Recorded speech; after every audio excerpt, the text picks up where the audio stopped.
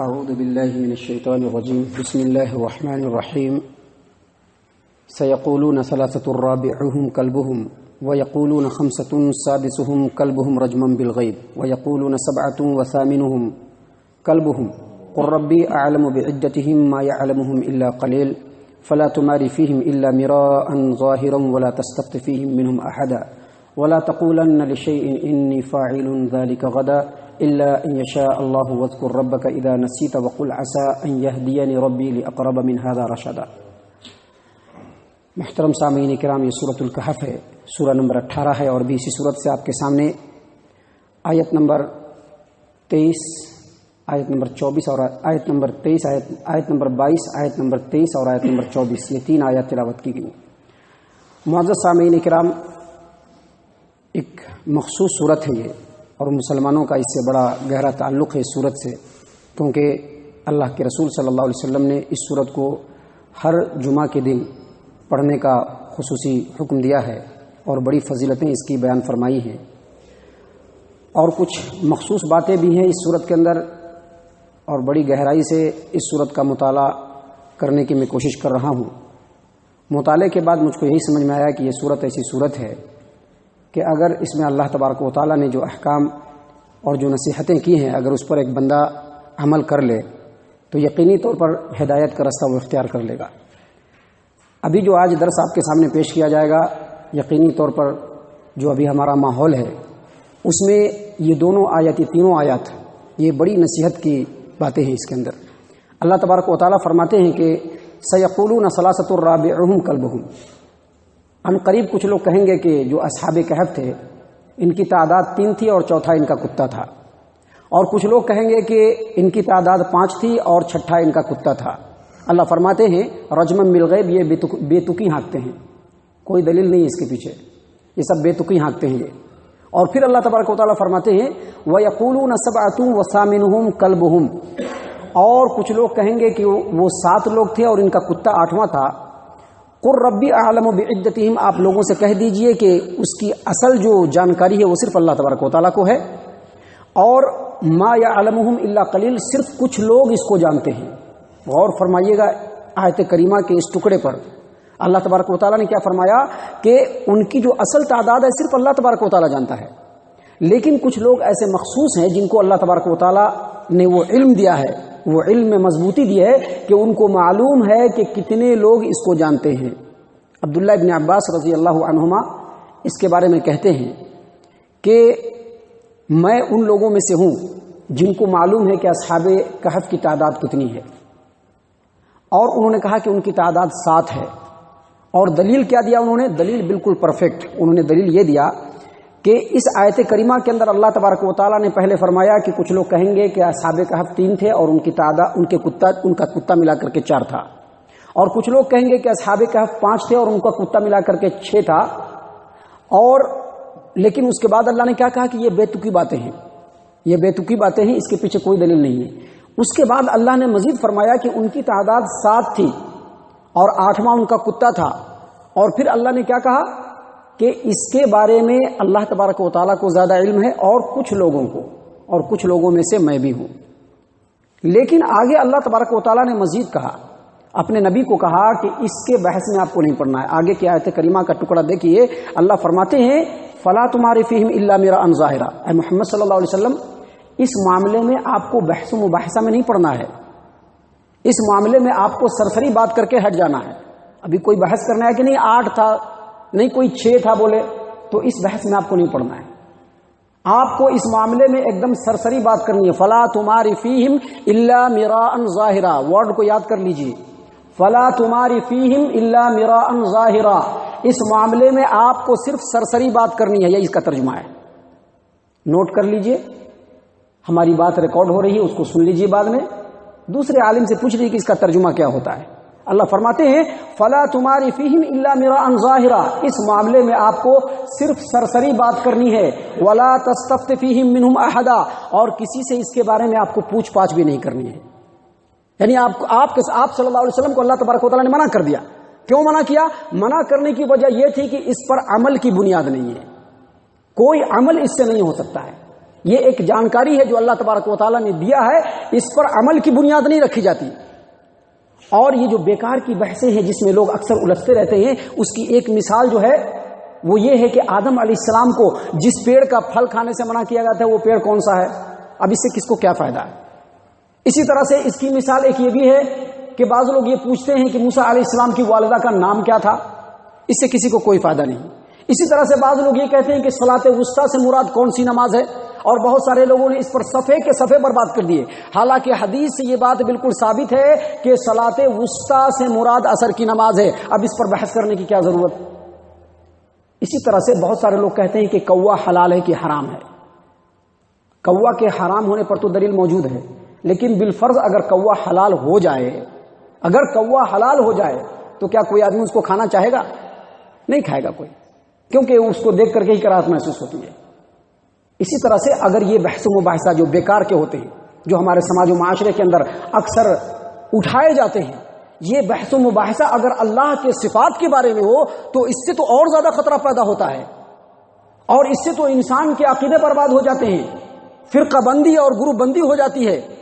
اور اس کی ایک چھوٹی سی مثال، ابھی کچھ دنوں پہلے ایک سوال اٹھا تھا کہ اللہ تبارک و تعالیٰ اگر ہر چیز کے اوپر قادر ہے تو اللہ تبارک و تعالیٰ جھوٹ بھی بول سکتا ہے۔ اب اس پر دو فرقے بن گئے، دونوں ایک دوسرے سے لڑنے مرنے لگے۔ اسی طرح سے اس کی ایک اور مثال ہے کہ ابھی کچھ دنوں پہلے بعض لوگوں نے یہ بات اٹھائی، یہ سوال اٹھایا کہ اللہ تبارک و تعالیٰ کو ہر چیز کا علم ہے تو کیا اللہ تبارک و تعالیٰ کو جادو کا بھی علم ہے؟ اور اس سے بھی بہت سارے فرقے بن گئے۔ اور اس سے بھی واضح ترین مثال، غور کیجئے گا، اس سے بھی واضح ترین مثال ایک مثال ہے جو زمانہ ماضی میں اٹھایا گیا تھا اس قرآن کریم کے تعلق سے۔ یہ قرآن کریم اللہ کا کلام ہے، اللہ کی صفت ہے، اللہ کے ساتھ قائم ہے، اللہ کے ساتھ اللہ کا کلام ہمیشہ قائم ہے۔ لیکن بعض لوگوں نے کہا کہ قرآن کریم اللہ کی مخلوق ہے، اور جن لوگوں نے کہا کہ قرآن کریم غیر مخلوق ہے، جو کہ سلف صالحین کا موقف ہے کہ قرآن کریم اللہ کی مخلوق نہیں، اللہ کا کلام ہے، اللہ کی صفت ہے، اس کو مخلوق نہیں کہا جا سکتا، تو ان کو کافر کہا گیا، ان کو مارا پیٹا گیا۔ امام احمد بن حنبل کو تو اس سلسلے میں قید میں ڈال دیا گیا،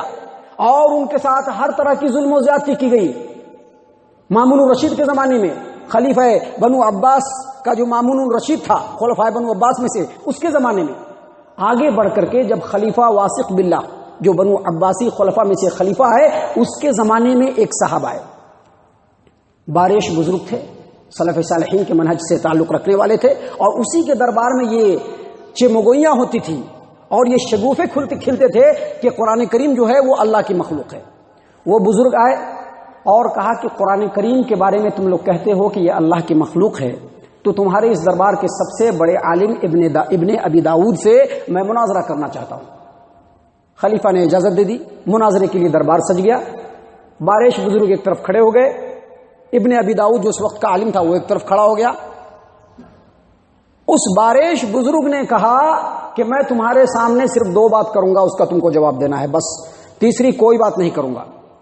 تم لوگ کہتے ہو کہ قرآن کریم اللہ کی مخلوق ہے، اور اسی کی طرف تم لوگوں کو دعوت دیتے ہو، اور اسی کو تم لوگ بنیاد بنا کر کے لوگوں کے اوپر ظلم و زیادتی بھی کرتے ہو، تو میری پہلی بات یہ ہے کہ یا تو قرآن کریم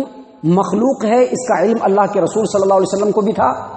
اور خلفائے راشدین کو بھی تھا، لیکن انہوں نے خاموشی اختیار کی۔ نہ تم رسول سے ثابت کر سکتے ہو، نہ خلفائے راشدین سے ثابت کر سکتے ہو کہ قرآن کریم مخلوق ہے، تو یا تو ان کو معلوم تھا لیکن اس کے باوجود انہوں نے خاموشی اختیار کی، تو تم کو بھی خاموشی اختیار کرنا چاہیے تھا۔ لیکن اگر ان کو علم نہیں تھا، نہ اللہ کے رسول صلی اللہ علیہ وسلم کو علم تھا اور نہ ہی صحابہ کرام کو علم تھا، تو اے خبیث ابن خبیث، تم ایسی بات کر رہے ہو جس کا علم اللہ اس کے رسول کو بھی نہیں تھا، تو پھر تم یہ کیسا دین پیش کر رہے ہو؟ خلیفہ واثق باللہ فوراً کھڑا ہو گیا،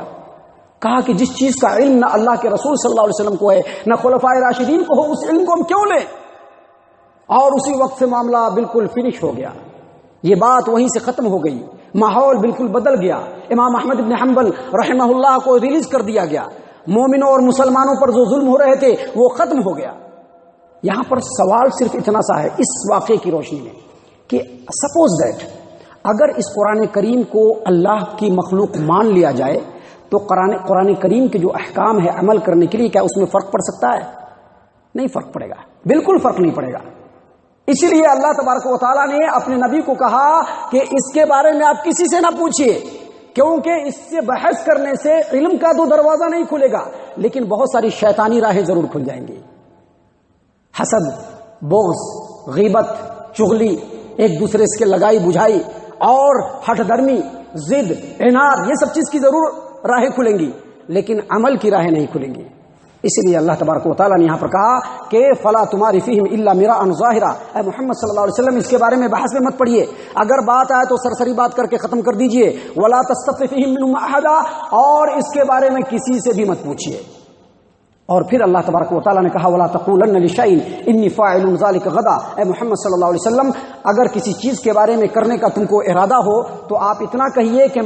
آپ یہ مت کہیے کہ میں یہ کام کل کروں گا، بلکہ کہیے کہ الا ان یشاء اللہ، اگر اللہ چاہے گا تو میں کل ضرور کروں گا۔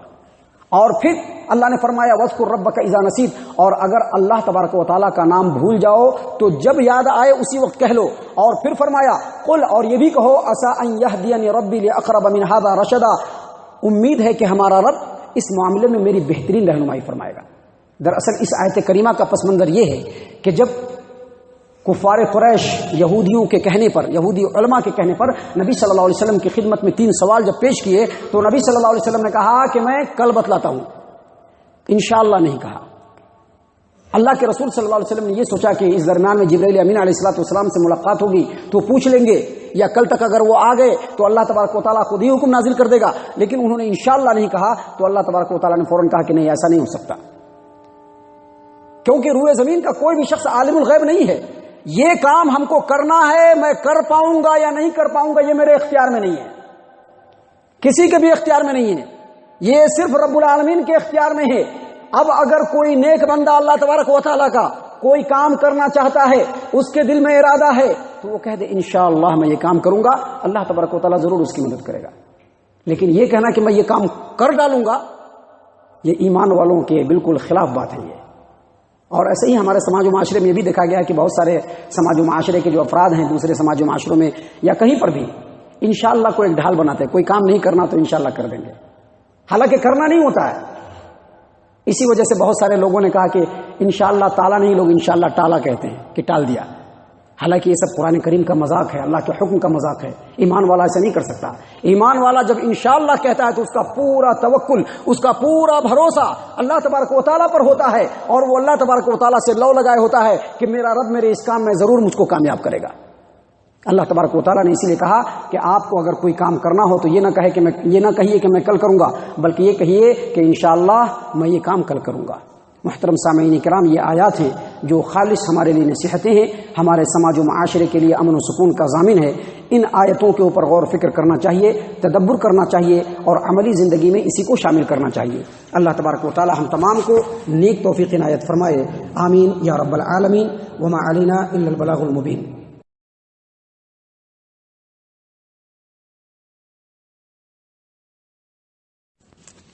اعوذ باللہ من الشیطان الرجیم، بسم اللہ الرحمن الرحیم۔ وَلَبِثُوا فِي كَهْفِهِمْ 300 سِنِينَ وَازْدَادُوا 9 قُلِ اللَّهُ أَعْلَمُ بِمَا لَبِثُوا لَهُ غَيْبُ السَّمَاوَاتِ وَالْأَرْضِ أَبْصِرْ بِهِ وَأَسْمِعْ مَا لَهُم مِّن دُونِهِ مِن وَلِيٍّ وَلَا يُشْرِكُ فِي حُكْمِهِ أَحَدًا وَاتْلُ مَا أُوحِيَ إِلَيْكَ مِنَ الْكِتَابِ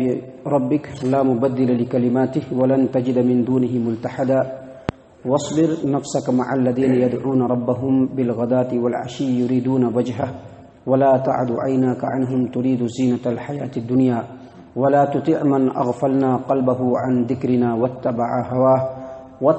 هواه وكان أمره فرطا۔ محترم سامعین کرام، سورۃ الکہف سورہ نمبر 18 اور اسی سورت سے آیت نمبر 25، 26، 27 اور 28، یہ چند آیات آپ کے سامنے تلاوت کی گئی۔ معزز سامعین کرام، ابھی جو آیتیں تلاوت کی گئی ہیں ان میں سے پہلی جو 2 آیتیں کریمہ ہیں، یعنی آیت نمبر 25 اور آیت نمبر 26، یہ اصحاب الکہف کے واقعے کی سب سے آخری کڑی ہے، اور اس میں اللہ تبارک و تعالیٰ نے بتلایا ہے کہ زمین و آسمان کے تمام پوشیدہ باتوں کو جاننے والا صرف اللہ تبارک و تعالیٰ ہے، اس کے علاوہ کوئی بھی ان باتوں کو نہیں جان سکتا جس کے بارے میں اللہ تبارک و تعالیٰ خبر نہ دے۔ اللہ فرما رہے ہیں وَلَبِثُوا فِي كَهْفِهِمْ 300 سِنِينَ وَازْدَادُوا 9، اور یہ جو غار والے چند نوجوان تھے وہ غار کے اندر 300 سال رہے، اور کچھ لوگوں کا کہنا ہے کہ 9 سال زیادہ رہے۔ یہ جو غار والے ہیں اصحاب کہف، یہ غار میں 300 سال رہے، اور کچھ لوگوں کا کہنا ہے کہ 9 سال زیادہ رہے۔ اس کے بعد اللہ فرماتے ہیں قُلِ اللَّهُ أَعْلَمُ بِمَا لَبِثُوا، آپ لوگوں سے کہہ دیجئے کہ وہ کتنے دن تک غار میں ٹھہرے رہے، یہ اللہ کے علاوہ کوئی نہیں جانتا ہے۔ اور پھر اللہ تبارک و تعالیٰ فرماتے ہیں لَهُ غَيْبُ السَّمَاوَاتِ وَالْأَرْضِ، اسی کے لیے زمین و آسمان کی تمام پوشیدہ باتوں کی جانکاری ہے۔ ابصر بہ واسمع، کیا ہی سننے والا اور کیا ہی دیکھنے والا ہے۔ ما لہم من دونہ من ولی، اور ان چیزوں کا اللہ تبارک و تعالیٰ کے علاوہ نہ کوئی کارساز ہے اور نہ کوئی منتظم ہے۔ ولا یشرک فی حکمہ احدا، اور اللہ تبارک و تعالیٰ اپنے حکم میں کسی کو شریک نہیں کرتا ہے۔ محترم سامعین کرام، آپ دیکھ رہے ہیں آیت نمبر 25 میں جو اللہ تبارک و تعالیٰ نے فرمایا کہ یہ غار والے اپنے غار میں 300 سال رہے، اور کچھ لوگوں نے کہا کہ 9 سال زیادہ رہے۔ مفسرین کی تفسیر کے مطابق یہ 300 یا 309 یہ دراصل ان لوگوں کا حساب ہے جو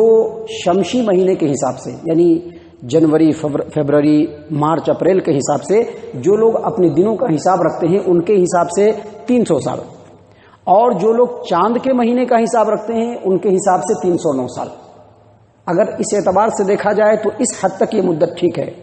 کہ سورج کے حساب سے جن دنوں کی گنتی 300 سال ہوتی ہے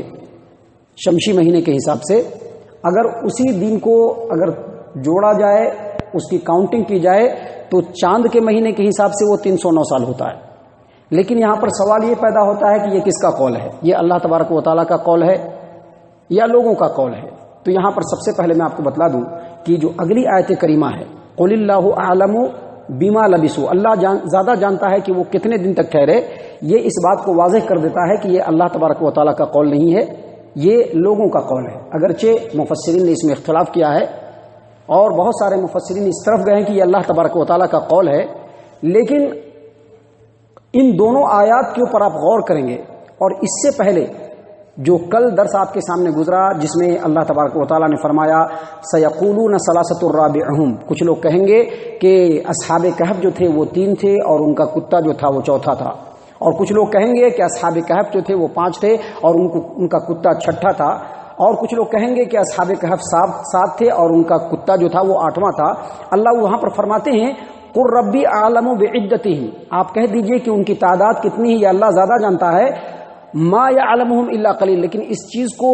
تھوڑے لوگ جانتے ہیں۔ اللہ فرماتے ہیں ما يعلمهم الا قلیل، اس کو تھوڑے لوگ جانتے ہیں۔ لیکن یہاں پر اللہ تبارک و تعالیٰ نے سیدھے سیدھے کہا قُلِ اللَّهُ أَعْلَمُ بِمَا لَبِثُوا، آپ لوگوں سے کہہ دیجئے کہ اصحاب کہف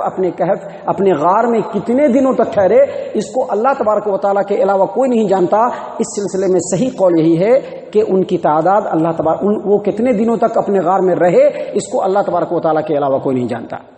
دوسری بات، کل کے ہی درس میں آپ کے سامنے یہ بات واضح کیا گیا کہ اللہ تبارک و تعالیٰ نے ان واقعات کو بیان کیا، اصحاب کہف کی تعداد کو بیان کیا، اور ساتھ ہی ساتھ یہ بھی کہا کہ فلا تمہاری فیہم الا مراء ظاہرا، اے محمد صلی اللہ علیہ وسلم اس سلسلے میں زیادہ کھوج بین کرنے کی ضرورت نہیں ہے، زیادہ بحث و مباحثہ کرنے کی ضرورت نہیں ہے، زیادہ اس کے پیچھے پڑنے کی ضرورت نہیں ہے۔ ولا تستفت فیہم منہم احدا، اور ان کے بارے میں کسی سے زیادہ پوچھنا بھی نہیں ہے کہ وہ کتنی تعداد میں تھے، کتنے دن تک ٹھہرے، کسی سے زیادہ اس معاملے میں بحث بھی نہیں کرنا ہے۔ کیونکہ اس پر عمل کی بنیاد نہیں ہے، اس پر کوئی عمل کی بنیاد نہیں ہے۔ وہ اگر 7 رہیں تو بھی ہمارا عمل ویسا ہی رہے گا، اور اگر وہ 10 رہیں تو بھی ہمارا عمل ویسے ہی رہے گا، اور اگر وہ 300 سال ٹھہرے ہوں پھر بھی ہمیں ویسے ہی عمل کرنا پڑے گا، اور اگر وہ 3000 سال ٹھہرے ہوں پھر بھی ہم کو ویسے ہی عمل کرنا پڑے گا۔ اسی لیے اللہ تبارک و تعالیٰ نے اپنے پیارے نبی محمد صلی اللہ علیہ وسلم کو کہہ دیا کہ ان معاملوں میں زیادہ کھوج کرید کرنے کی ضرورت نہیں، زیادہ بحث و مباحثہ کرنے کی ضرورت نہیں، اور زیادہ کسی سے پوچھنے کی ضرورت نہیں۔ تو حاصل کلام یہ ہے کہ اللہ تبارک و تعالیٰ یہاں پر فرما رہے ہیں کہ اصحاب کہف کے بارے میں زیادہ علم اللہ تبارک و تعالیٰ کو ہے کہ وہ کتنے دنوں تک اپنے غار میں ٹھہرے رہے۔ کیونکہ زمین و آسمان کی تمام پوشیدہ باتوں کا علم اس کو ہے۔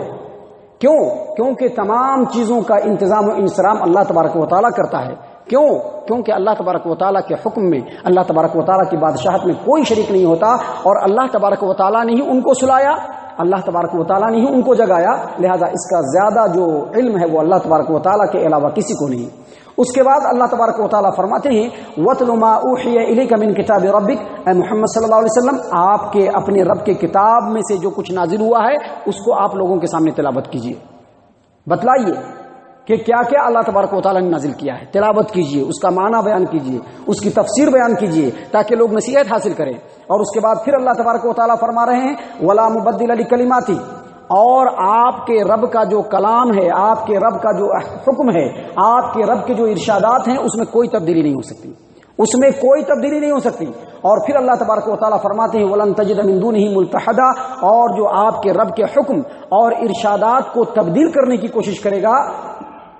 اس کے لیے اللہ تبارک و تعالیٰ کے علاوہ کوئی جائے پناہ نہیں ہوگا۔ محترم سامعین کرام، یہاں پر اصحاب کہف کا واقعہ ختم ہوا۔